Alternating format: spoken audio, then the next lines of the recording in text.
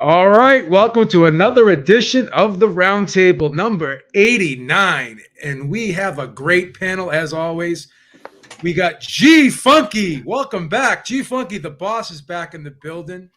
We got Dangerous Dave from the Shoeshine Boxing Podcast. We got D Style Boxing, HCP's finest. And we got all the way from the UK, Base the Kid. What's going on, everybody? What's happening? What's happening? Ready to rock? So we got one fight this weekend of note: Ryan Garcia versus Javier Fortuna, and there's a lot of question marks about this fight. Ryan's, we don't know if his head's fully in the game. He's talking about other fighters, notably Tank right now, calling these other fighters out. Is he looking past Javier Fortuna? Fortuna's a veteran. He's a slick fighter. He's a good counter puncher. He's been in there with some good names himself. Could this fight be more competitive than anticipated? Could this be a possible banana skin for Ryan Garcia? I'm going to start with you first, Base. What are your thoughts on this matchup? And do you think this could be competitive? Do you think it'll be a good fight? Oh, I definitely think it'll be a good fight. Let's not forget he was supposed to fight Javier Fortuna, 2.5 years ago? Pulled out of that fight due to supposed mental health issues and whatnot. The only thing I guess that's in his favor at the moment is the fact that Fortuna hasn't really been active since I think like 2019. I think he's only had like one fight in those 3 years, whereas obviously Ryan's maybe had the two. He's obviously coming off of that fight against Emmanuel to go. So he might be a little bit sharper in that sense, but he looks like he's also caught between styles at the moment, the Goosen thing to when he was with Reynoso. So that could play a part. But and obviously I guess he's a bigger guy naturally than what Fortuna is. So yeah, he's got the size advantage, but when it comes to the experience and just the overall, I guess, grit and the IQ, I think Fortuna's got that. So it could definitely be a slip up. And I'm looking forward to it. I haven't really got a prediction on it as yet. I still got to kind of marinate on it, but it definitely could have a banana skin all over it. D-Style, could this be an upset this Saturday, or will Ryan Garcia take care of business? Ryan Garcia's going to knock this dude out in 4. Right? He's going to knock him smooth out. That's what's going to happen. He's going to knock him out. All right. Now, could an upset happen? A lot of things could happen. You know what I mean? Like a lot of things are possible. But is it like a good possibility? I just don't think so. I think Ryan Garcia is going to shine. I think people are putting too much stock in his last fight. Tago didn't want to go. Tago didn't want to fight. Okay, it's hard to fight someone who doesn't want to fight. Fortuna's actually going to bring it. Fortuna's going to try to fight. And that's going to do half the job for Ryan. And I think Ryan's going to connect. I'm telling you right now, Fortuna has never felt something like he's about to feel against Ryan Garcia, ever. Jojo put hands on him. Jojo don't hit like Ryan Garcia. He just doesn't. And now somebody might say, well, but this style, he was dropped by Luke Campbell. What if Fortuna lands that punch, right? Luke Campbell's a 5'10" lightweight or 5'9", one or the other, right? Luke Campbell was a gold medalist. Luke Campbell is a different type of boxer.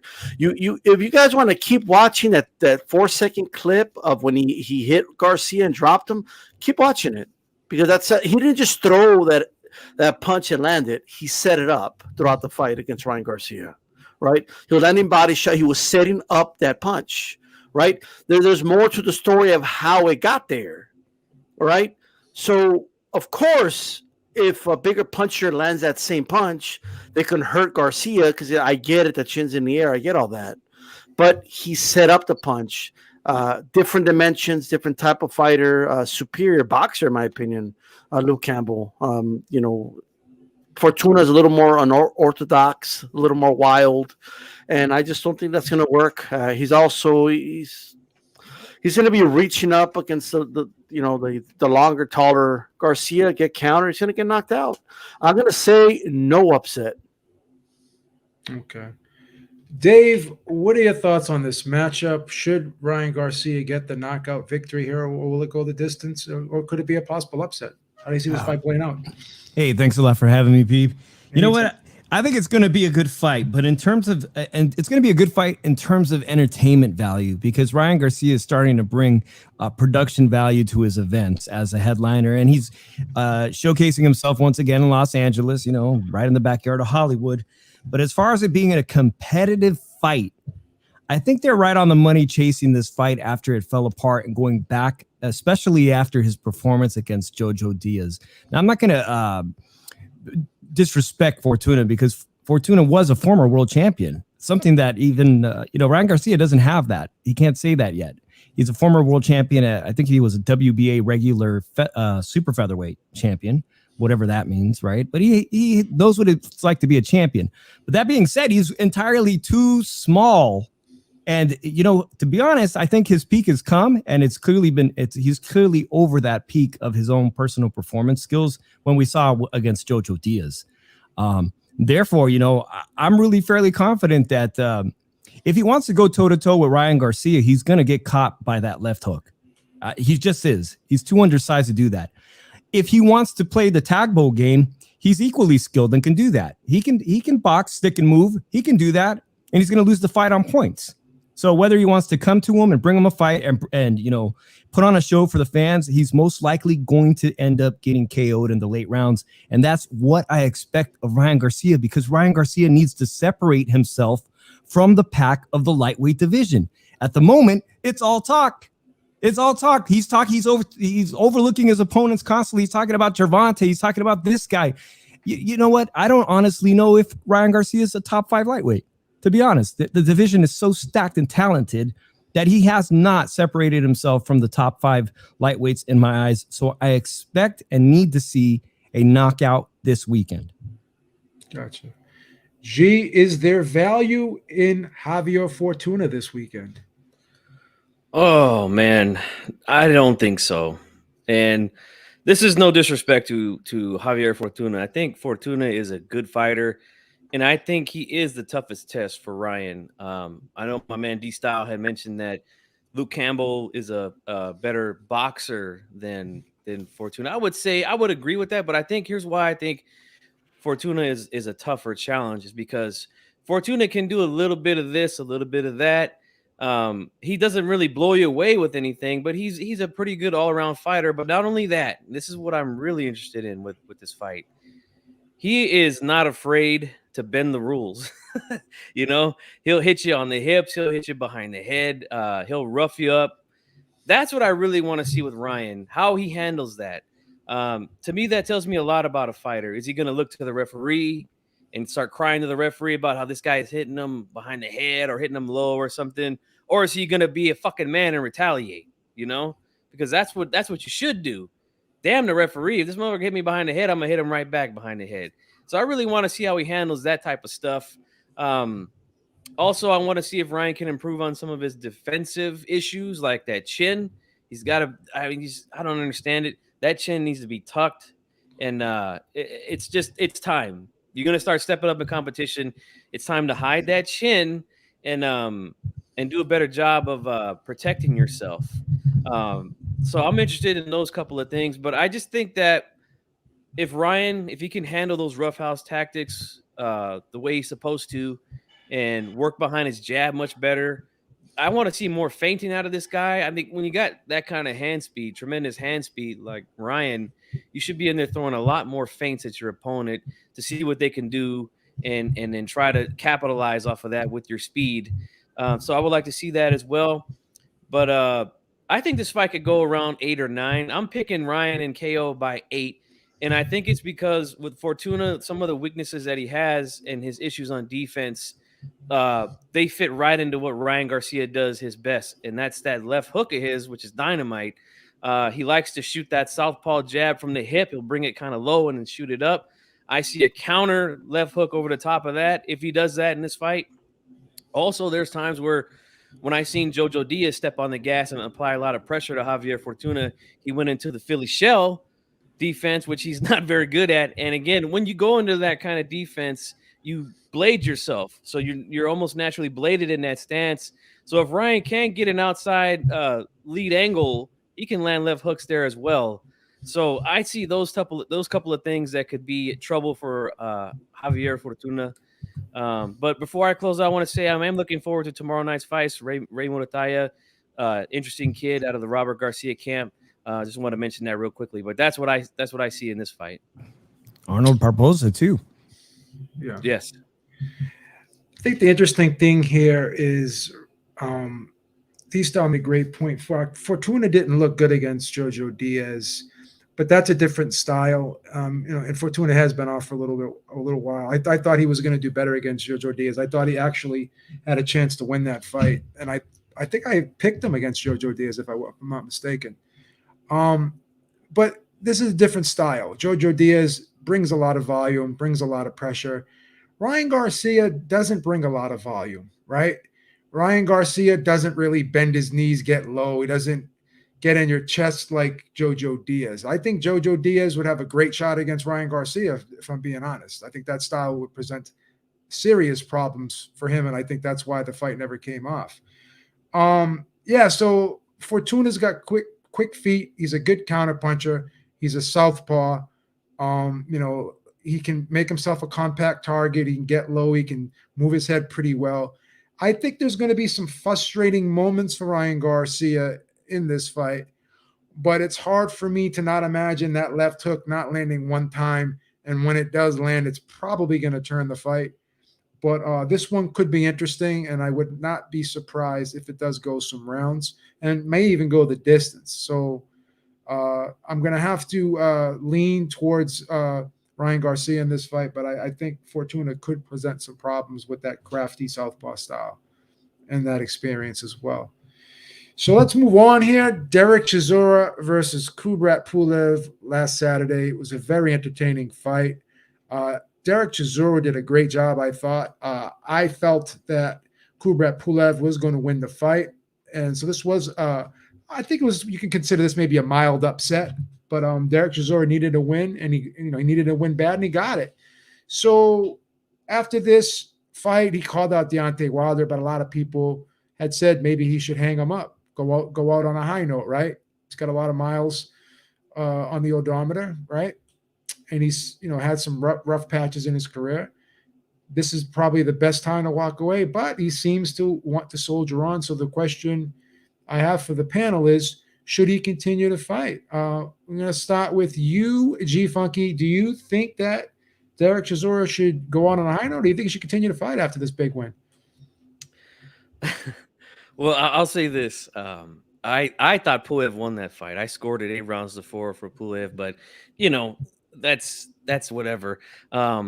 Look, if he wants to continue fighting, hey, why not? I feel like he could still fight and still get some wins depending on who they put him in there with. I don't think Wilder is a good matchup for him, personally. I think that's a fight that they should definitely keep him away from. I think he ended up getting hurt, getting knocked out really badly in that fight. So, yeah, I don't know, man. I mean, again, it all depends on who they match him up with. I know he's very popular over there, or at least to me it seems like he is. There was a pretty decent crowd there. And look, I love those fans over there in the UK, man. They go to those fights, they party, they sing, they have a great time. I mean, I really enjoy it. My wife and I always get a kick out of them singing the Neil Diamond before every main event. And so, I mean, look, if he could continue to put asses in the seats over there, why not make some money and put him in there with some guys that he could beat. If he wants to go out with a bang, maybe give him the Wilder fight, and you just never know. If he catches Wilder with a big shot, who knows? But I would definitely favor Deontay in that fight. But hey, look, that's up to him, man. I feel like he's still got a little bit of miles left on those tires. So I say he should be able to fight a couple more times, but that's about it. Nothing more. Yeah, gotcha. Dave, do you think he's got a couple left in him, Dereck Chisora? Every time I see Dereck Chisora in a war and he goes off into the corner and he's his eyes are kind of closed and he's gasping for air. I go, that part of me says it's time to hang him up. Stop doing the damage to your brain. You know, I can only imagine what's going to come ahead of in your life. You know, we know what's going to happen later on in your later years, but the fan of me says, man, I still enjoy watching Dereck Chisora fight. Yeah. And that was quite a performance he put on this past Saturday. In fact, I think it's admirable that he's calling out these, you know, former champions like Deontay Wilder. But if they gave him a Deontay Wilder fight, do you think Deontay Wilder's going to the UK to fight Chisora? Hell no. So does he want to be a road dog and get knocked out here in the continental US? That just seems ridiculous. Like G-Funk, you said, there's quite a few people I think that it would be really entertaining. Some of the UK heavyweights like Daniel Dubois or Joe Joyce, you know, where they still need maybe some, before they get a shot at Usyk, they need somebody who's well experienced in there, and he could potentially be a really good fight for those people still, from what we saw on Saturday night.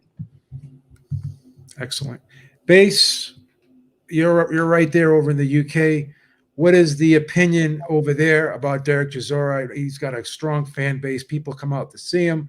Do they still want to see him fight? Do they still want to pay their hard-earned dollars to go to a Dereck Chisora fight? What are your thoughts? Man, at this point, I feel like I need to be one of you guys. But for the purpose of this, I'm gonna stick with the British UK accent. And look, Dereck, he brings out a lot of people, right? He does. He's got quite a big cult following. He's always good for at least like 8,000 in 7 to 8,000 in the arena. Depending on who he's fighting, he can definitely sell them out. The opinion on this fight, a lot of people are like, nah, you know, you don't want someone like Wilder.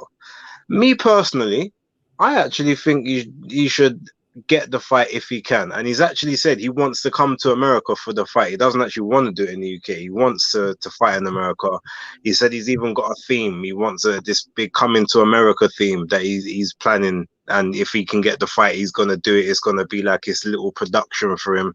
And he gets to kind of go out on his own terms. To be totally honest, the Wilder fight is the right type of fight for him, for the simple fact of 2 years ago, I would have said he causes Wilder all kinds of problems and potentially even has a chance of maybe, you know, even getting an upset against him if he can stay on his chest, because Wilder ain't got the best gas tank. If he can kind of stay away from the straight right, you know, and staying on the inside of it rather than the outside. Now, though, I mean, as slow as he's getting, like, he'll get caught with it.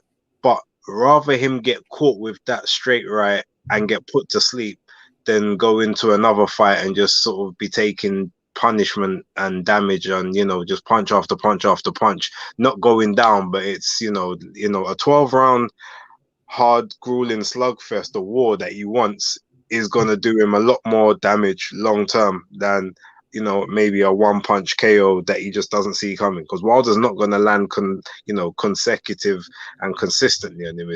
If he does get him out of there, it's going to be, you know, 1 or 2 shots. So that's probably the better thing for him, and then at least then he can leave the game. I think the only way he's now going to leave is if he gets knocked out. Should he carry on? I mean, personally, I don't really think so, but he's still got just enough left in the tank that he'll still be competitive against anyone for at least 4 rounds. And I think until that's beaten out of him, like, he's going to draw. So, you know, good luck to him. D, should he walk away?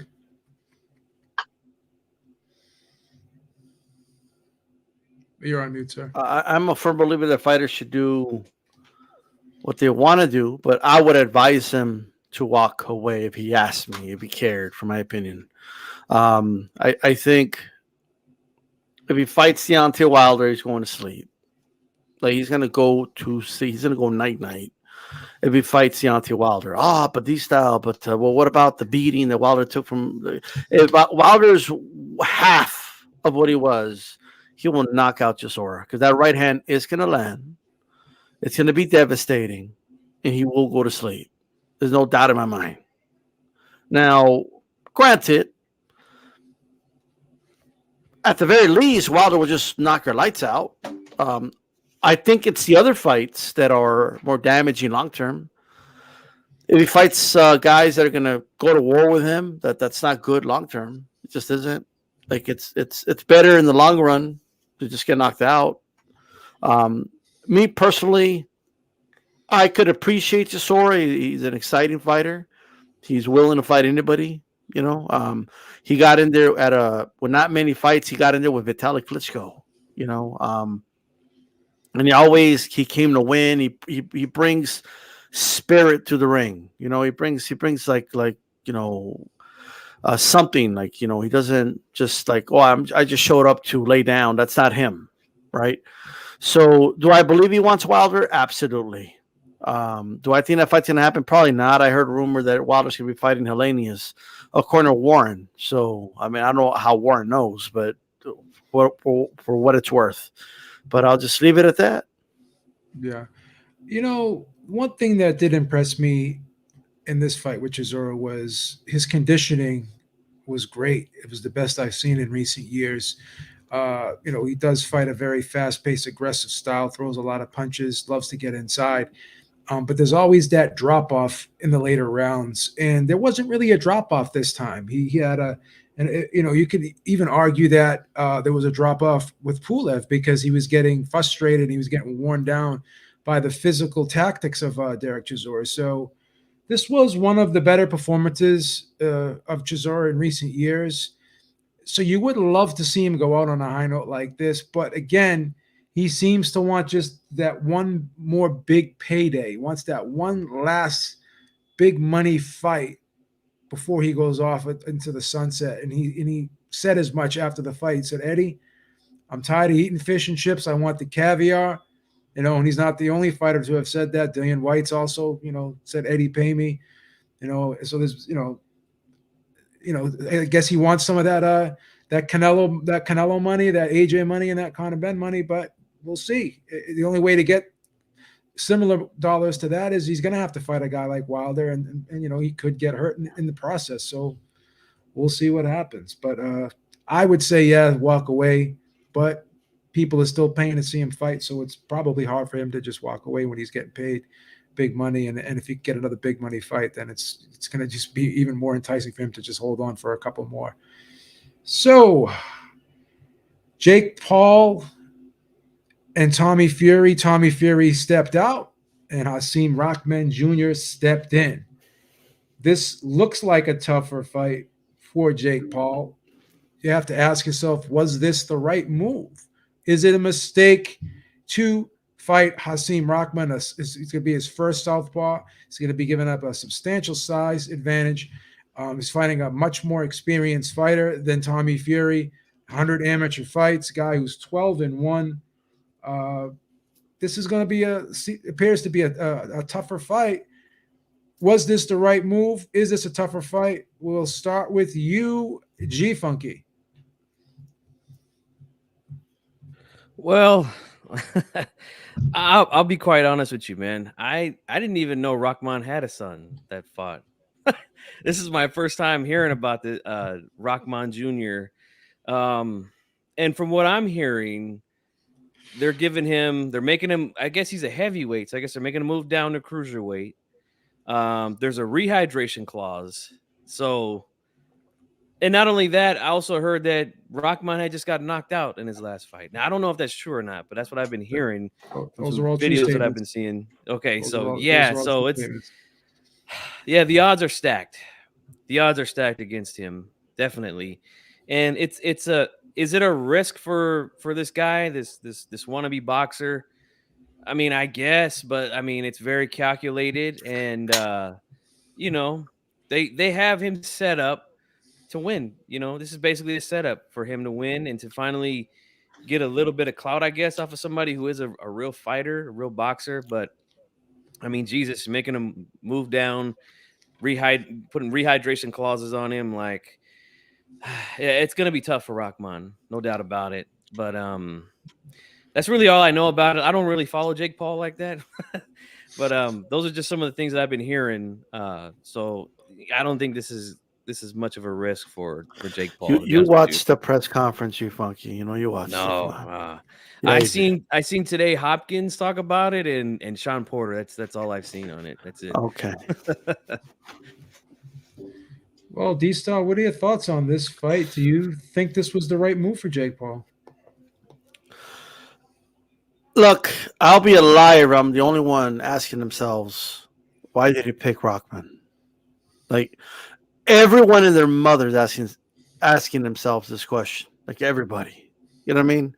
Everyone's like, why him? Why did you pick him? You know? Like, you were about to fight Tommy Fury. That fight didn't pan out.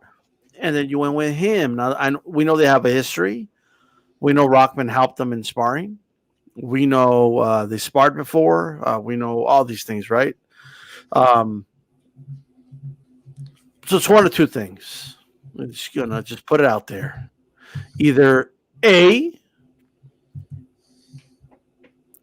Jake Paul has sparred him before and he thinks it was a real fight and he's miscalculating. That's which is probably the more likely option. Or B, you know, I'm not a conspiracy theorist or anything like that. You know what I mean? But I just think that there's going to be something there that's not all there, if you catch my drift, right? And the reason I'm saying that is because Jake Paul hasn't really fought anybody. And this is, on paper anyway, a big step up for him, despite everything G Funky mentioned, despite the fact that we have no idea at all if like we have no clue if cruiserweight makes Rockman worse or better. None of us know. You know what I mean? So I don't even want to speculate on that. I don't like the rehydration clause. I just don't. But Rockman brought it up and he threw it in his face because don't be talking about how you're going to be beating up a heavyweight, but you're not fighting me at heavyweight. You know what I mean? So look, he's taking the fight. I feel like Rockman should win. I don't see why he shouldn't win, to be honest with you. Now, granted, I'm not saying he's a world beater. Anybody's beatable. So, I mean, it is what it is. But I'm going to be watching that fight very closely. Very closely. And I'm going to tell you right now that if we're just going to know. Just remember that fight in Australia with Danny Green? Yeah. And we just knew that we're going to know, right? Yeah. We're going to know, like, if what's up. But I will say this, that if this is all legit, Rockman is making Jake Paul look like a little bitch up there on that podium. He just is, right? We have this dude over here doing things that you just like. This is the sport of boxing. And this dude's up here like, I want to bet you that if I win, you got to change your Instagram name. Like, just dumb shit. Like, could you just imagine? Could you imagine, like, let's take, like, Spence Crawford. And then they start talking about their Instagram username. And then the winner needs to change the Instagram username. Like, people will be like, what the fuck is this? Now, granted, I get this is a step below. But let me put all that aside for a moment. And let me just end it with this one. Steven Espinosa, okay, was blowing Jake Paul so hard that his jaw hurt after that that little speech he did. There's no way it seemed like if it wasn't for Jake Paul, boxing would be in the toilet. Oh, Jake Paul, he's revived the sport of boxing and all this other dumb shit. Jesus fucking Christ. That dude walked out of stage. He needed an ice pack right here, like, after all that work. I mean, that shit was fucking crazy, dude. Even Jake Paul was sitting there like, okay, like, even Jake Paul needs to be like, all right, brother, like, calm down there. Like, when even Jake Paul does that, I'm just saying, that's a bit too much, dude. All right? It's a bit too much. I'm just saying. Shout out to London Left Hook, by the way. Base, was this the right move? I'm I'm gonna be honest. I don't think it was.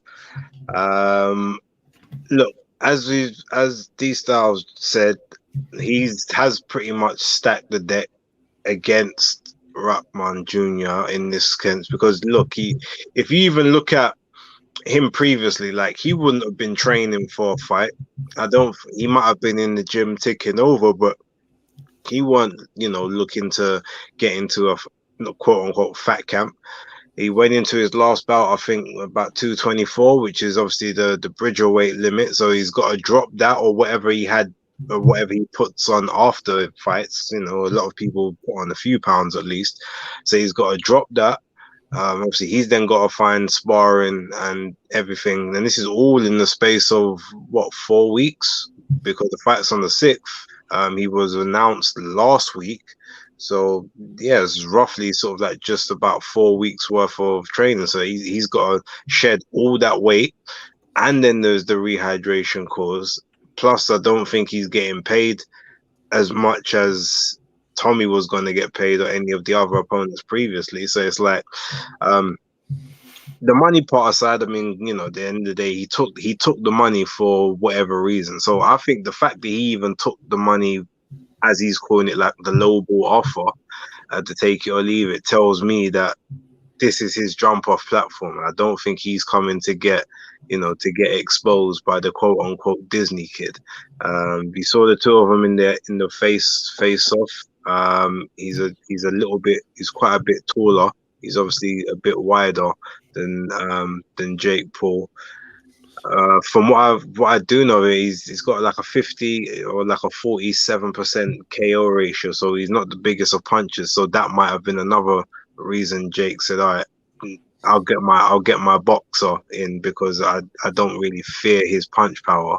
But it definitely hits harder than Tommy Fury does, and he's just a lot more well schooled. So I think though Jake's best option in this is maybe to see how much of the first 2 to 3 rounds he can last, and then sort of take Rahman and sort of try to drown him from round sort of 4, 5, 6 onwards, just because I don't think he's going to have a good enough gas tank to last the full 8 rounds of the fight. But overall, I mean, I'm more excited to see this fight than I was the Tommy Fury one, to be honest, because it's a lot more intriguing. The Tommy and Jake are more on similar levels, I guess, but this one is just more of an intrigue. It's a bit like the whole, Canelo and Bivol. Like, is this one a step too far?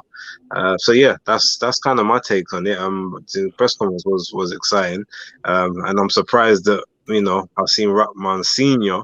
didn't tell Jake to shut up a couple of times, because Jake would have had to. The size of that guy, no matter what age he is, like Jake is not back talking him if he's really wants to say what he's got to say. But it was fun.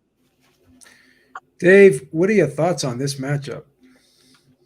And D-Styles was kind of alluding around it, but I heard members of the media. I was watching that press conference, and they came right out and asked him if there's going to be some hometown cooking involved, which he immediately responds, of course not.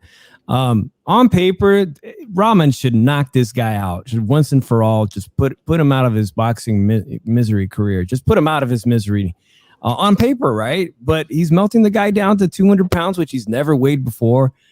This kid, Jake Paul, doesn't have a gas tank, and most likely the other guy won't either at 200 pounds. So it could end up being, going some rounds. But ultimately, I really think this guy needs to knock him out. The one thing that irritates me the most about Jake Paul, I think you guys mentioned it, is all these wagers that he's trying to set up in each fight. I think it just lends a little bit to the immaturity of Jake Paul as an adult, that he was a Disney actor. We're dealing with a guy who was a Hollywood actor turned boxer. He had a Disney career. So he didn't grow up in a regular high school like you and I. He didn't go through those trials and tribulations. He grew up on a film set. So, and it's readily transparent in his professional boxing career. He's really immature sometimes he's really immature. Sometimes he comes across as a brilliant businessman, which is probably the product of his Hollywood upbringing. But on paper, I think this guy should knock him out, and I would love to see that. Yeah. Well, he's taking the fight roughly 3 months notice. Like you said, he weighed Bay said he weighed 224 for his last fight. So the rehydration clause states that he can't weigh more than 215 pounds the morning of the fight. So they're going to weigh him the morning of the fight again. So he has to do 2 weigh-ins, right? And he can't weigh more than 215 the morning of the fight. And I think the weigh-in is going to be 9 o'clock. It's going to be 9 o'clock in the morning. Now, after 9 o'clock, he can weigh whatever, he can eat whatever he wants and weigh whatever he wants. So the interesting thing is he could very well be close to that 220 pounds on the night of the fight. It's very conceivable that could be the case.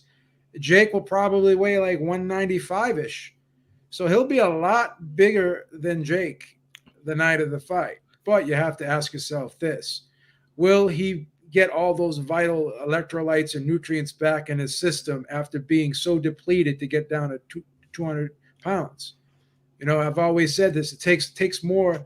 He's not even going to have 36 hours, really, because and that's another crazy thing, too, because you're going to try and rehydrate, but then you got to sit there and you got to say to yourself, oh, I can't drink too much water. I can't eat too much food. That weighs on somebody mentally when you have to sit there and just measure all that stuff, right? And you have to get that down to a T, because you know if you're 216 the morning of the fight, I guess he has to give up like 25% of his purse. So yeah, the deck is stacked against him, really is. And you have to ask yourself, you know, if Jake Paul does win, should there be an asterisk next to the W, right? I'll say this, Beeb. If I was Rahman, I would say, fuck that weight limit, fuck that rehydration clause. I'm coming in comfortable, and I'm gonna beat this dude's ass and get rid of him once and for all. You could take the 25, whatever. Yeah, I don't care. That's what I would for do. Orlando Salido. I mean, what else is on the line? Is there a belt on the line or something here? Like, are they No, fighting well, for the there's nothing here. There's like, well, who gives a fuck? You know, like, to be honest with you, that's what I would be thinking. You know? Yeah, there's the bad motherfucker belt that Jake Paul has, but I don't know if that's going to be on the line. G Funky, you know, you brought up a good point. I have to be honest, I didn't know that he had a son as well that was fighting professionally. Now he finally has this national limelight, this exposure. I knew about him because of the whole, I don't know if you guys are familiar with the Mayweather gym situation. That's how I knew about him. That's how I knew about him. I mean, make no mistake about it. I do want to say this. Despite all that, and I agree with everything, right? Despite all of it, the truth is, even him depleted or whatever is still far better than anyone Jake Paul's ever fought. By far. Jake Paul has not fought anybody in boxing. He fought a gamer, a basketball player, and 2 MMA fighters that are not strikers.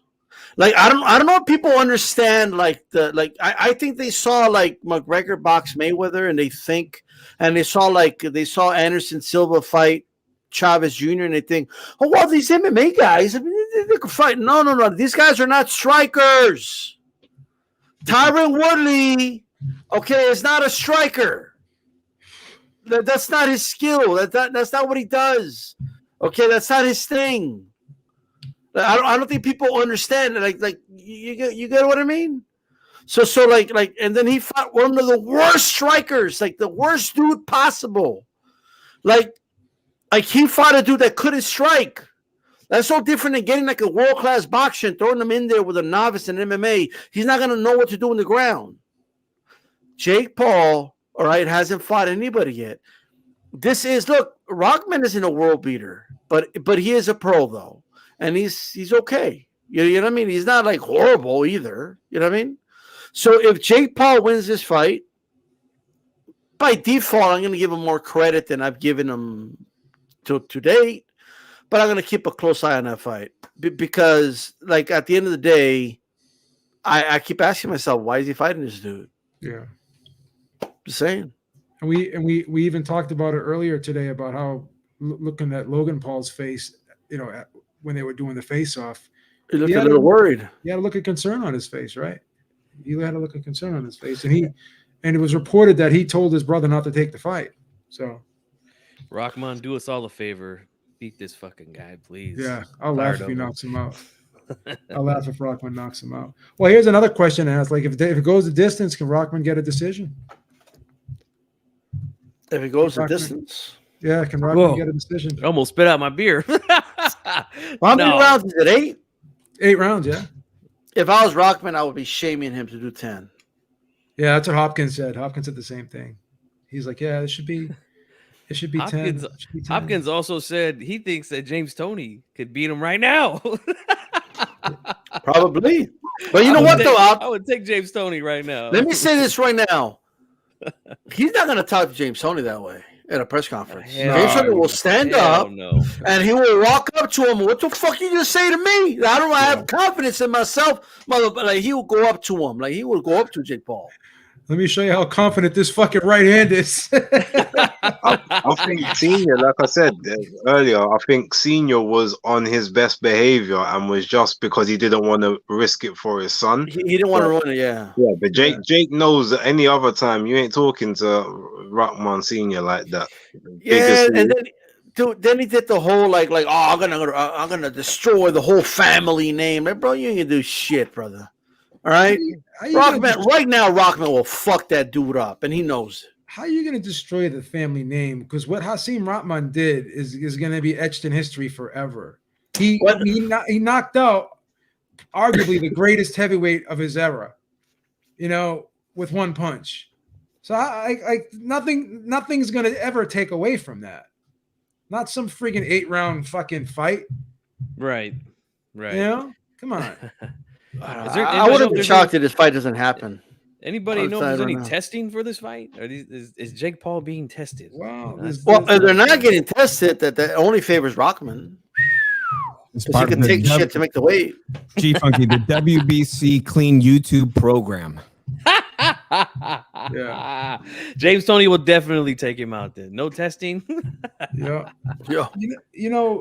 Here's another head scratcher to me. On the undercard, Amanda Serrano is returning, and she's going to be defending her undisputed featherweight title against Karen. Unified. Isn't she undisputed? No, she's undisputed. She's not two. She got the WBC and the WBO and the IBO. That's it. Okay. I thought she was undisputed. My mistake. So she's going to be defending her featherweight titles against Karen Carabajal. Yeah. And I'm saying to myself, they offered her the rematch with Katie Taylor. And Eddie Hearn said, well, what if we would offer you double what you got in the first fight? Would you take the fight? And she said no. So I'm confused here. Like, why are you going to fight, with all due respect, a Karen Carabajal instead of going right back into a rematch? What you got against Karen? Well, what's wrong with her? I could tell you why. I like money, brother. I it's all about the cash for me. I could tell you why. I'd probably take Karen out to dinner right now. I have nothing against her, man. You know how Beef loves the honey. Beef loves the honey dips. You know that. You know the Beef loves the honey dips. What's he do to you? Like what?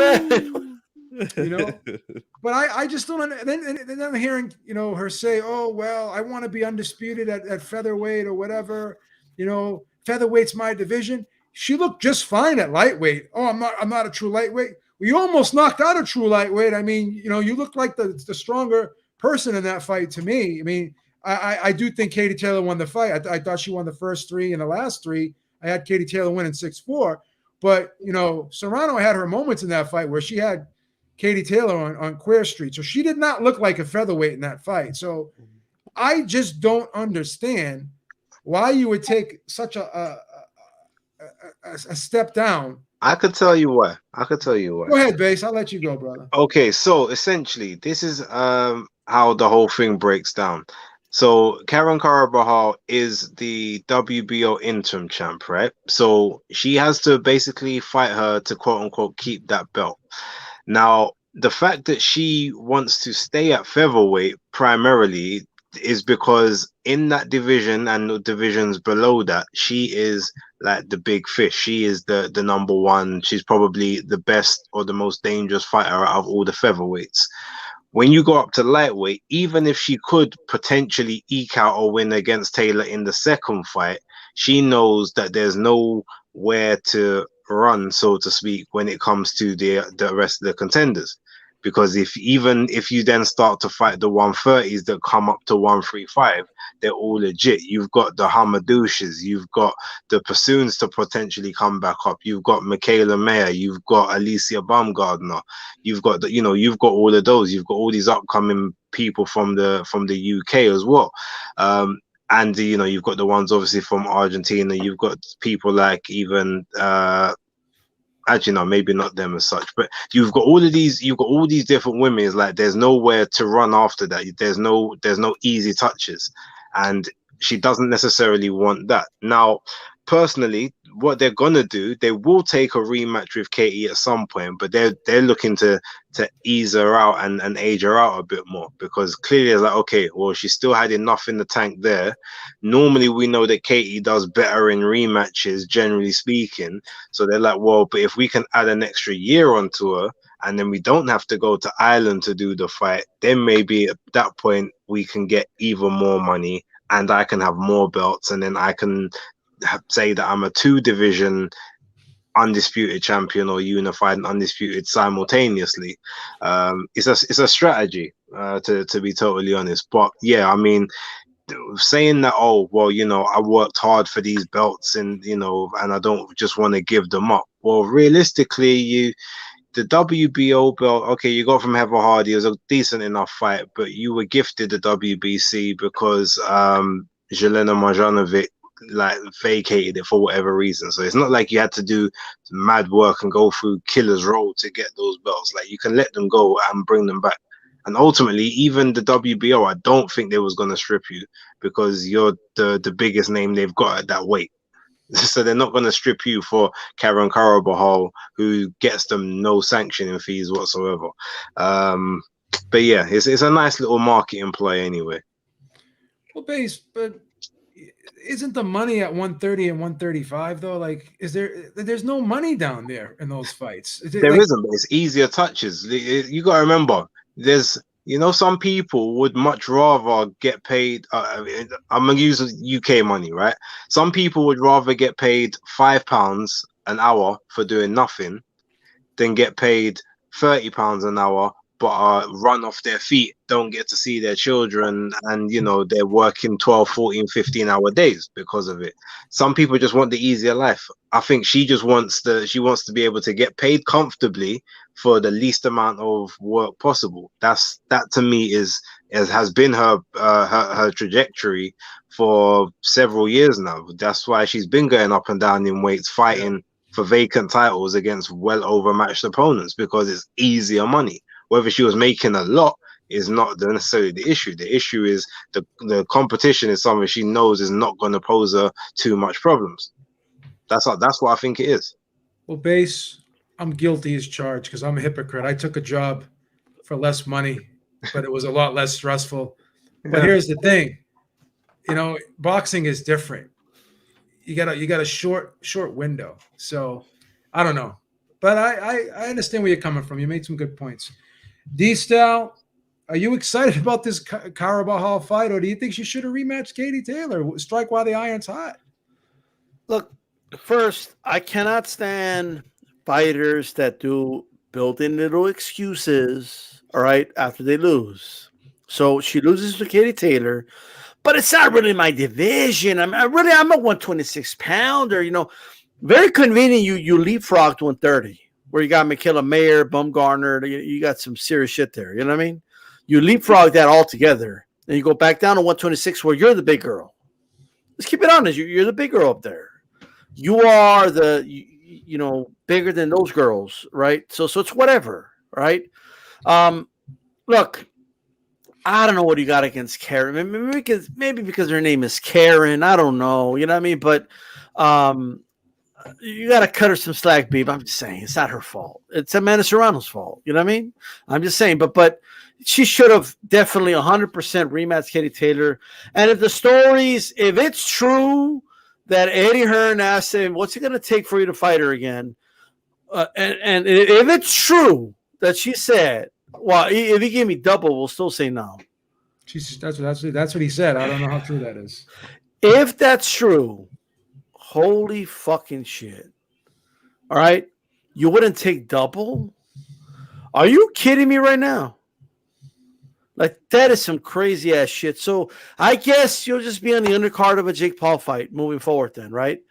Like, I guess that's how you're being marketed now. That's a promoter you got. And that's another thing, D-Style, not to cut you off, but she would be headlining with Katie Taylor. Now she's playing second fiddle to Jake Paul. That's another thing. She'll be the whole effing show. It's But just, you know what what? she would Again, be. it's less work. Remember, she was nervous having to do all that media and the press stuff, and I think maybe to her she just didn't like being center of attention. She's quite happy getting paid less in the. I hear you, Bass, but you could be right, Bass. You could be right. It's a shame because the fight was so big. Not just for women boxing, for boxing. It was a big deal. It was a big event. And if they would have done it again, it would have been a big deal, but it is what it is, you know? Like she just had so much momentum base, and people were even throwing that fight in there as fight of the year. Yeah. It was I could say it's still fight of the year right now. What do you mean? Right now, still fight of the year. You think that's fight of the year? Right now, so far, yes. I mean, I would disagree. Lee Wood and Mick Conley for me is fight of the year. Women's fight of the year. No, but that could be. Come on, Shoeshine. You want to sleep in the sofa tonight, Shoeshine? You want to do this right now? I would make that runner-up, Dave, to Lee Wood versus Michael Conley. But what are your thoughts on this move, Dave? I'm curious to hear your opinion on this. Oh, I was actually at the Oscar Valdez versus Shakur Stevenson fight, and I had my phone on DAZN because that fight wasn't very entertaining. And to be honest, more people were interested in what was going on my phone, asking me, "Is Amanda winning? Is Amanda winning?" There is interest in this rematch. There is, and especially from boxing fans, it was a great fight. I would love to see an immediate rematch. I'm not entirely sold that her team, this new team around her, is confident that the outcome would come out differently the second time around. And maybe they're in her head. And I really don't think they're advising her on what's in her best interest. Like you guys have just pointed out, she's second fiddle to Jake Paul on these pay-per-views now when she really is a headliner. I would like to see this fight, but I don't know what's going on. She had her manager had given her some grief recently, and now Jake Paul with these as the promoter. So not sure what's going on there. G, what's up with this fight, man? Do you like this fight, or do you think there should have been a rematch with Katie Taylor? Well, I'll say I don't necessarily. I'm not a fan of the fight, but in my opinion, here's what I think is happening. Since they had such a good fight that was entertaining for the fans, and it was a big fight here. I mean, the Garden was just packed. It was rocking. It was a great atmosphere, and it was a very good fight. So I just feel like they're kind of stretching it out, in my opinion. Yeah, of course, we all want to see the rematch. I want to see the rematch because I feel like it was a competitive fight.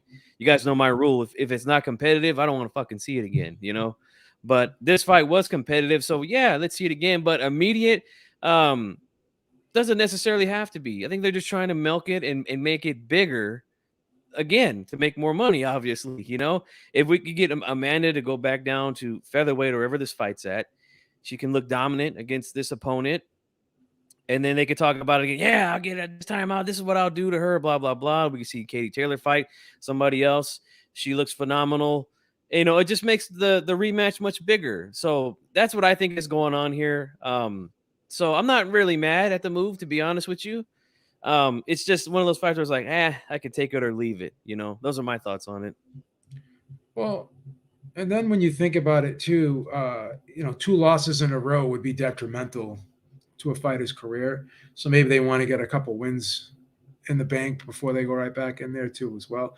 But the great fighters, they don't say I'm not a true welterweight, I'm not a true lightweight. Floyd moved up in weight. Even Sugar Ray Leonard, he was, he fought at 168. He's not a 168 pounder, but that's where the money fight was up there. So that's what he did. He went to 168. And let's not forget, she fought at 140 already. 140. She won a belt at 140 and 135. So those excuses they don't mean anything. It's only because now she's fighting a legit opponent. That's why the excuses there. Let's be real. Yeah. Yeah, so that's Plus I think Taylor. I mean, I'm sorry, not Taylor. I think Serrano needs to work on some things. She attacks on that center line. She doesn't get her head out of the way. There's not a lot of head movement, which was money in the bank for Taylor's left hook. So I just think, maybe going down there, fighting a light touch and working on some things to try to, win the rematch. Like I said, I'm not mad at it, man, but it's just kind of a fight that I could just take or leave. No, I got you. So let's move on. Mark Magsayo versus Rey Vargas last Saturday was a great featherweight fight. Rey Vargas, D-Style had this one right on the money. Rey Vargas, I thought, put on a great performance. I thought he clearly outboxed Mark Magsayo. So the big question remains now is Rey Vargas, could he be the man at featherweight? There's a lot of good fighters at featherweight right now. You got Navarrete there. You got Brandon Figueroa there now too. So could Rey Vargas be that guy to beat, or does he got his work cut out for him at featherweight? Let's start with you, Dave. What do you think? Oh, man. You want to know something?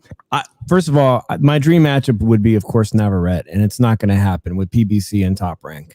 So, and then you have the UK counterparts like Lee Wood and Josh Warrington, which I think would make fantastic fights. Anytime there's Lara with Warrington. Anytime you have Mexico against the UK now, it's a firefight. So there's definitely some fantastic matches to be made. But I'm concerned about the whole PBC aspect. That I think it's going to be in-house, and I'm going to see crappy fights. Not that Brandon Figueroa didn't turn up at 126 pounds, and Rey Vargas, like him, is a former bantamweight champion at 122. So I don't think he stacks up as the elite player at 126. I think he's going to be a good champion, but once you put him up against somebody like Navarrete, he's going to fold to Navarrete, and so we won't see that. So to be honest, there's a guy I think that would get a chance who's a promotional free player, someone like from Salinas, California, my boy Ruben Villa, who gave Navarrete at least possibly stole 4 good rounds from him. And that's good enough for me, man. That's somebody who deserves another crack at a title shot. If you can get 4 rounds against Navarrete, that definitely puts you to me as a player. Navarrete. You say mariachi, you could say Navarrete. I'm just saying. You know what I mean? Like I'm selective. Just because I say mariachi means I speak perfect Spanish. I mean, come on. What is this friggin'? What is this friggin' Spanish class here? Come on. No, he's busting my California Chicano chops. That's what it is. These styles good at breaking balls. I tell you that. He's just breaking balls. I'll roll my R's all next Monday on the shoe. That sounds like an Eastern European dude, like Navarrete. Dave speaks the best Spanish. You ever heard Dave flow with the Spanish? Come on. That's why I'm shocked. I'm just saying. That's why I'm shocked. Oh, brother. So what is your opinion of Rey Vargas D-Style? Do you he's still laughing. Why'd you go at me next? What's going on? No, I mean, I like to strike when the iron's hot, brother. Whoa. So look, Rey Vargas, it's in his name. Like when he was born. Okay, when that dude came out of his mother, like they were like, you know what? We're gonna name him Rey. We're gonna name him King. Because he's destined to be the king. All right? Rey Vargas, and I don't give a shit. I already know. And laugh. I want you guys to laugh. I want the panel to laugh. I want the chat to laugh. Rey Vargas is the best 126-pounder on the planet today. That includes Navarrete. That includes, it includes all those dudes. That includes all of them. All right, he will put on a boxing clinic. Yeah, he might not be the most exciting dude or nothing like that. But he's Nacho's number 29 world champion. He is Nacho Bernstein's pupil. Okay, he's being overlooked. Just like remember when everybody was talking about everybody else except Marquez? And Marquez was in the back burner. Nobody was paying attention. Oh, Marquez, he's got no personality. Oh, Marquez, he's so boring. Oh, he can never get over the hump. That Marquez. No, this is Rey Vargas has a good jab, which he didn't really use in the last fight. I don't know why, but he didn't really use it. He's a really good textbook boxer. He could box really good on the outside. and I don't give a shit what anybody says. What anybody says, Rey Vargas would beat Emmanuel Navarrete in a 12-round fight by decision. I don't give a shit what anybody says. Navarrete, doesn't matter how you pronounce it, he will lose to Rey Vargas. He said Rey. You do know that, right? It stands for king. That dude came out of his mother and they were like, you know what? Easy, kid. Easy with the mother. You came out of your mom's vagina, but you're a fucking Whoa! king, kid. Right? Oh, You're a fucking king. Right? Like, they didn't even have to put him upside down and slap him in the ass. And nothing like that. He didn't even cry when he was born, this guy. He didn't even cry when he was born. It's a family show. The king. And Rey. Base, what are your thoughts on Rey Vargas? Could he run this division? I mean, to be honest, I don't know if I can follow that. My brain's still trying to process everything I just said. No, do you know what? All jokes aside, I still haven't seen the fight yet. I'm gonna watch it tomorrow when I've got some free time after work. But because I haven't watched the fight, I can't make a decent comment on this one. So I'll defer to the rest of the panel. Fair enough. G, what are your thoughts on King Rey? Well, I'll say this, Dave. If I'm gonna bust your balls, I'll tell you to go home and get your shine box. All right. Whoa, Goodfellas reference, but I love Dave, man. That's my guy. But look, I think 126 to me is a division that is right on the brink of explosion, man. Like there is a lot of good fighters there now. And the messed up part about it though is that a lot of them are grouped up and they're all in different platforms, you know. But there is a ton of good fights that could possibly be made at this division. So I think whoever the king is yet to be determined, you know. In my opinion, I think if we have a 1 and 2, I would probably say El Vaquero Navarrete is number 1, and then Rey Vargas number 2. That's what I would say. But for a lot of you guys who are watching, you guys know, you're familiar with myself. You're familiar with my brother Dragon Style below me. We've been doing shows for a long time. We've done 200 shows plus. When we first started, him and I were talking about Navarrete versus Vargas at 122. And we mentioned how you cannot have 2 Mexican champions, both from Mexico, in the same division without these guys fighting and determining who the best fighter is out of that country. We didn't get it at bantamweight or super bantamweight. We need to get it at featherweight, man. It's a must that those 2 guys fight. I don't care about all the other ones. It's a must that those 2 fight. And Leo, look, I just want to say this. I know Vargas wants Leo for obvious reasons, but he hasn't fought in that division in 3 years, all right? He just needs whatever belt he's got, needs to drop it. Drop it and move on. Stay at 130, wherever the hell you're at, because Vargas will beat you, and I think he'll beat him pretty easily, in my opinion. But I would say those are the 1-2 guys in order at that division right now. It's still to be determined. My wild card is from Cuba, the gold medalist, 2-time gold medalist, Robeisy Ramirez, who's looked sensational in his last fight. So that's my thoughts, man, on the division right now. Hey, really quick. Rey Vargas beat this generation. I'm going by the channel that we're kissing a lot of ass trying to get, a certain fan base out there. But they were saying that Magsayo was this generation's Manny Pacquiao, right?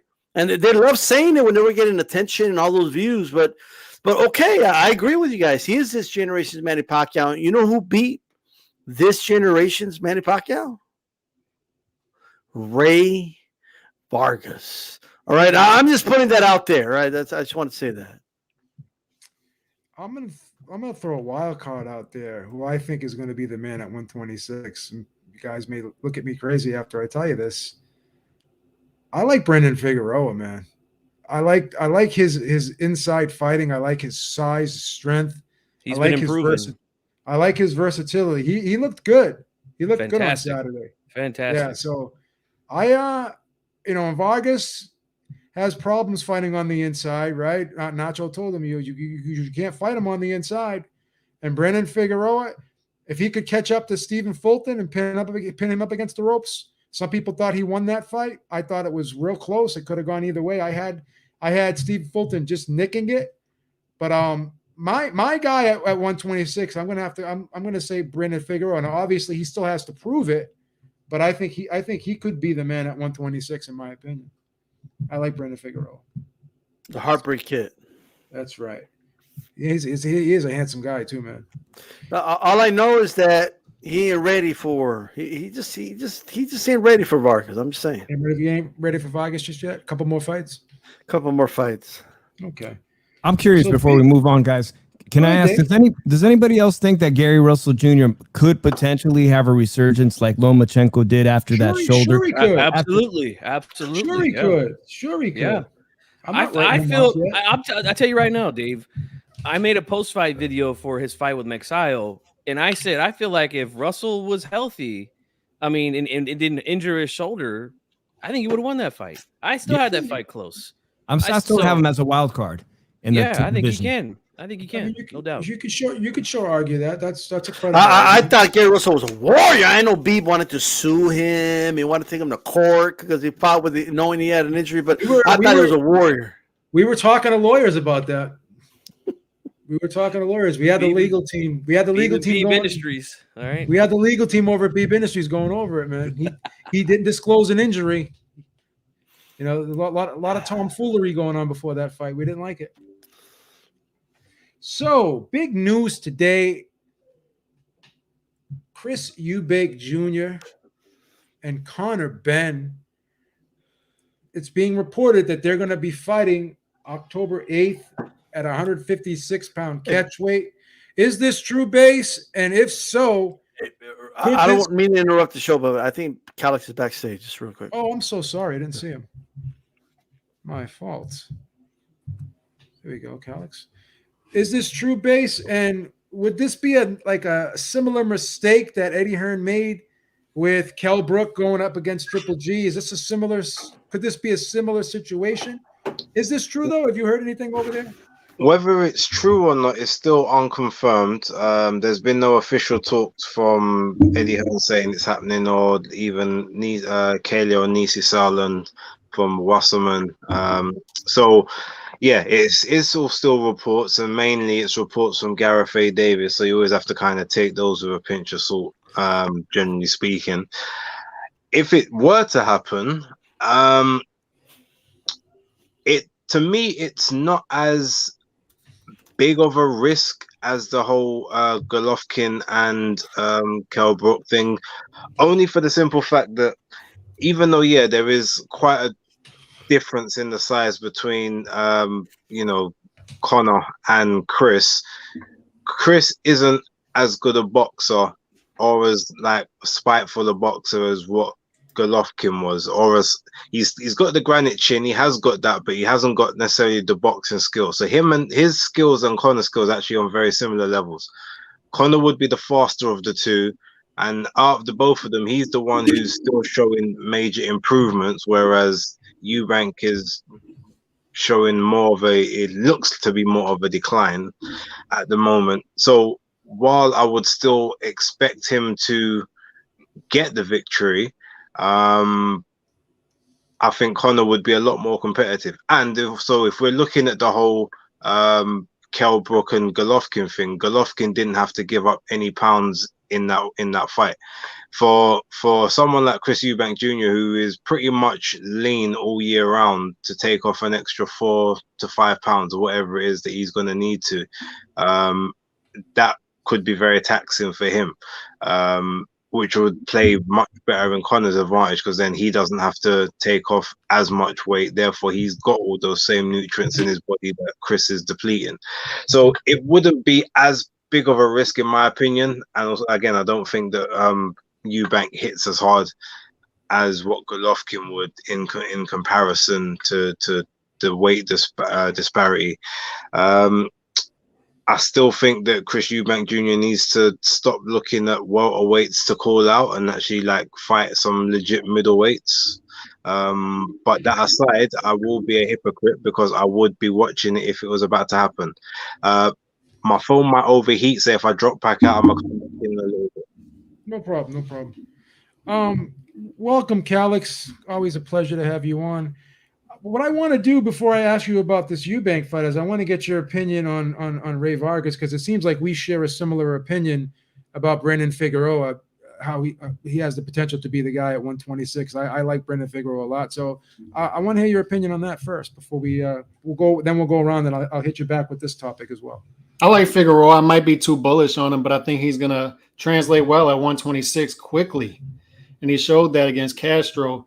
You're talking about a guy who arguably some people on this panel feel like he beat Stephen Fulton Jr., who is a pound-for-pound talent at 122, and then he moves up to 126, and I'm seeing people say, oh, it's too early to put Figueroa in the top 10. I don't think it is. I think he's already proved that he's a top 10 guy at the weight, and he'll continue to climb those weight rankings as he's given shots and opportunities. 126 to me is sort of like a vacuum division. So if you're asking me like could Vargas be that guy? Possibly, because I feel like it's a deep division of good fighters, but do we really have a great fighter at 126? It reminds me of like 130, where Shakur Stevenson became that dude, right? He filled that vacuum. So who's going to be that guy to fill the vacuum at 126? I think the guy with the highest ceiling right now, to me, is Figueroa. So if you're asking me who I think will be the guy 2 years from now, I think Figueroa could fill those shoes. But a lot of great matchups that can be made there. I'm just frustrated with the Leo Santa Cruz situation, and he hasn't defended his belt in 3.5 years. So, if Leo Santa Cruz isn't going to defend against Lee Wood, then vacate your belt. And if they want to make Leo Santa Cruz versus Rey Vargas, go ahead and make it. But I'd rather see these guys defend against the mandatories, because I feel like these two mandatories are good mandatories, Lee Wood and Brandon Figueroa. But Vargas is a good fighter. He's a good fighter. He showed that against Magsayo, and he won the fight. You got to say his first name. You got to say his first name when you say Vargas. Vargas. You got to say his first name too. El King, the King. Yeah, thank you. Rey. King Rey. His name is Rey. Like he came out of his mother and they said that dude's a king. I'm just saying, hey, oh God. So good performance though against Magsayo. Yeah. And it's tough for Magsayo now because he's a puncher without a belt. So who's going to want to fight that guy? And I don't think Gary Russell Jr. is going to have this renaissance, because Gary Russell Jr. is now a guy with an injury who barely fights. He's really a part-time. He's an inactive fighter. So I don't think he's going to make his climb back to the right, because I don't think he's that interested in doing it. Well, he's going to probably need surgery too, and that's going to be a really 2 years, right? He's going to be 2 years now instead of 1 year. It's going to be a drawn-out rehabilitation process, definitely. So D, I want to get your opinion on this potential October 8th fight between Conor Benn and Chris Eubank Jr. at 156. Is this a little bit too big of a bite for Conor Benn? No, because look, here's the issue with catchweights, okay? It doesn't favor the bigger guy. It never has. The definition of a catchweight is to weaken the bigger guy. That's the whole point. You're too big and strong. I got to make you a little weaker to fight me. That's what a catchweight is. Okay, you're too big and strong for me at your best, so I got to weaken you so you could be at my level. That's what a catchweight is. People don't want to hear that too fucking bad. That's what it is, right? Otherwise, explain to me what a catchweight's for then. If it's not for that. This favors Conor Benn all day, every day. He's got the advantage. This is his world. Because think about it, Conor Benn doesn't have to worry about cutting weight. Conor Benn could just focus on coming as strong as he possibly fucking can. And one dude's going to be on Jenny Craig. Right? So like, it's you could put however you want to put it. But this favors Conor Benn. The question is Eubank going to kill himself to make this weight? That should be the real question.